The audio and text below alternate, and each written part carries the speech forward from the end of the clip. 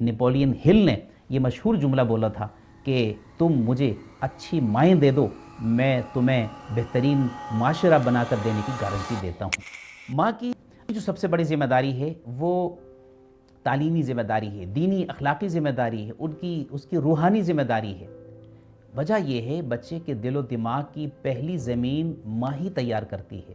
قرآن کی محبت بچوں کے اندر پیدا کرنا، دین سے لگاؤ ان کے اندر پیدا کرنا، دینی جذبہ پیدا کرنا، دعا مانگنے کے آداب عادات ان کے اندر پیدا کرنا، حرام اور حلال میں تمیز اور پہچان پیدا کرنا، اللہ سے تعلق، یہ سب کے سب ماں کے عمل سے، ماں کی گفتگو سے، ماں کے بنائے ہوئے ماحول سے بچے کو ملتی ہیں۔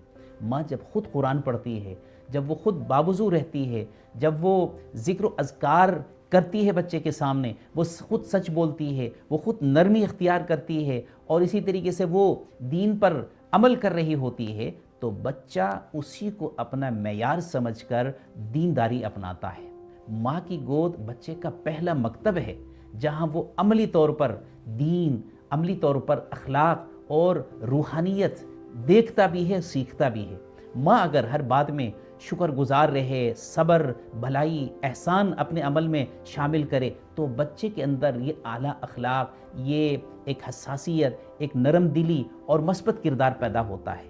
یہ سب ماں کے رویوں سے ہی ناظرین ممکن ہو جاتا ہے۔ اس طرح ماں کی دینی اخلاقی جو تربیت ہے، یہ صرف ایک بچے کو نہیں بلکہ ایک پوری نسل کو اچھے کردار اور مضبوط ایمان کی طرف لے جاتی ہے۔